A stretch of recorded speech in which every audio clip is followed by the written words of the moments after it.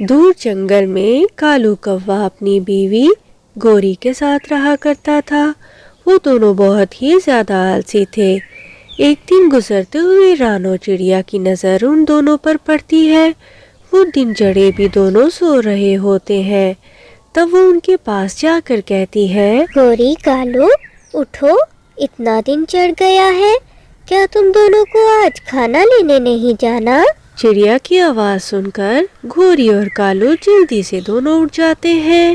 رانو چڑیا، کیا تمہیں سکون نہیں ہے؟ خود بھی صبح صبح اٹھ جاتی ہو اور آ کر ہمیں بھی اٹھا دیا ہے۔ گوری، کھانا تو صبح صبح ہی ملتا ہے، میں کھانا لینے جا رہی تھی، سوچا تمہیں بھی آواز دے لوں۔ کہہ تو تم صحیح رہی ہو چڑیا، کل بھی میں اس کالو کی وجہ سے بھوکی رہ گئی تھی، آج تو اسے کھانا لینے جانا ہی پڑے گا۔ چلو کالو، جلدی سے چڑیا کے ساتھ جا کر کھانا لے کر آؤ، مجھے بہت بھوک لگی ہے۔ میں نہیں جا رہا گوری کہیں کھانا لینے، تمہیں بھوک لگی ہے تو تم جاؤ، میں تو سو سو کر تھک گیا ہوں۔ لگتا ہے گوری تمہیں کھانے کی کوئی ضرورت نہیں ہے، تم دونوں لڑتے رہو، میں تو کھانا لینے جا رہی ہوں۔ چڑیا کی بات سن کر گوری کوی اس کے ساتھ کھانا لینے جانے کے لیے جنگل کی طرف نکل پڑتی ہے۔ چڑیا، آج تو کھانا کہیں نظر ہی نہیں آ رہا، ایسا کرتے ہیں ہم الگ الگ طرف جا کر کھانا تلاش کرتے ہیں۔ صحیح کہہ رہی ہو گوری، اس طرح تو ہمیں کھانا ڈھونڈتے ہوئے شام ہو جائے گی، میں ندی کی طرف جا کر ڈھونڈتی ہوں۔ ہاں یہ ٹھیک ہے، تم ندی کے پاس جا کر کھانا تلاش کرو، میں بھی کھانا تلاش کر کے وہیں لے کر آتی ہوں۔ گوری کوی کو تھوڑی ہی دور بہت میٹھے پھل نظر آتے ہیں۔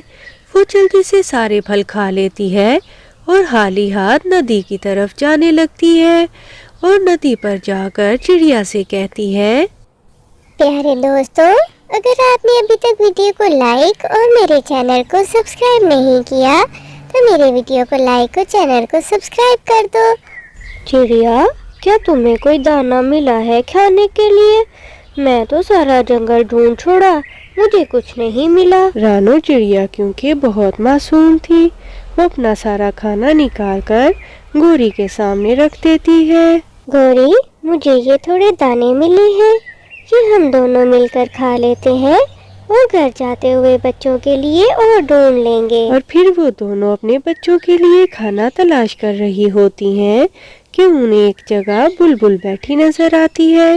وہ اس کے پاس جاتی ہیں۔ رانو، گوری، تم لوگ جنگل کے اس طرف تو کبھی بھی نہیں آئے، آج کیسے آنا ہوا؟ بلبل بہن، ہم تو کھانا تلاش کرتے کرتے اپنے جنگل سے اتنا دور آ گئے، مگر تم یہ کیا کھا رہی ہو؟ یہ تو بہت مزے کا پھل لگ رہا ہے، کیا تم نے یہیں اپنے جنگل میں اگایا ہے؟ ارے نہیں نہیں گوری، میں نے نہیں اگایا، یہ تو میرے جنگل میں ایک جادوئی پیڑ ہے، یہ اسی کا پھل ہے، یہ بہت میٹھا اور مزیدار ہے، بس اس ندی کے ساتھ ساتھ تم اڑتے جاؤ، تمہیں وہ درخت جلدی ہی نظر آ جائے گا۔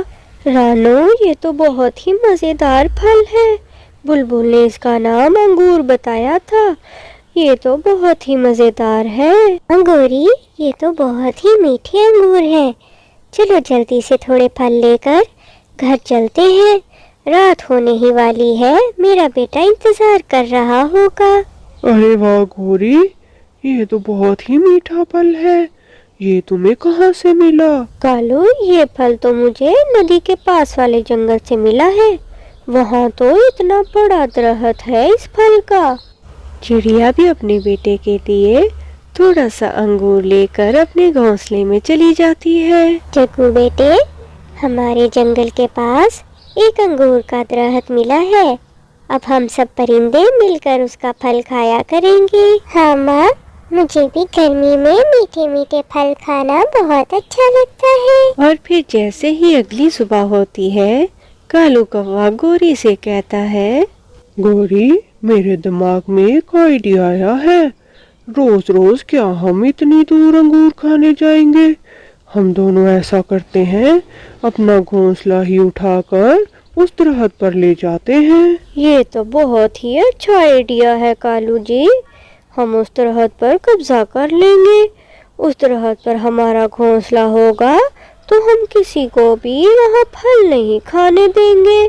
फिर कालू और गौरी अपना घोंसला लेकर उस जादुई दरख्त पर पहुंच जाते हैं और वहां बैठ जाते हैं। पेड़ जी, आप हमारा गुस्सा ना करना। हम बहुत दूर जंगल में रहते हैं और रोज यहाँ आपके मीठे मीठे अंगूर नहीं खाने आ सकते थे, इसलिए हम अपना घोंसला ही लेकर आपके ऊपर रहने आ गए हैं। कोई बात नहीं गौरी कवि, मुझे तो वैसे भी दूसरों की मदद करना अच्छा लगता है। तुम लोगों को अगर खाने का मसला है तो तुम यहाँ रह सकते हो, मगर मुझे झूठ और धोखे से सख्त नफरत है। पेड़ जी, हम दोनों तो बहुत ही मासूम हैं। आप देखते नहीं, भूखा रह रह कर हमारा तो रंग भी काला हो गया और भूखा रह रह कर मेरा तो पेट भी साथ लग गया है। रानो चिड़िया नदी पर पानी पीने जा रही होती है कि उसे वहाँ उदास बैठा हुआ तोता नजर आता है। मिठू तोते, क्या बात है? तुम यहाँ इतने उदास क्यों बैठे हुए हो? रानो चिड़िया, तुम्हें तो पता है तोतों को मीठे फल खाना कितना पसंद है, मगर हमारे जंगल में तो अब कोई एक दरख्त भी नहीं मीठे फल का, इसलिए मैं यहाँ उदास बैठा था। अरे, क्या आपने जादुई पेड़ के बारे में नहीं सुना?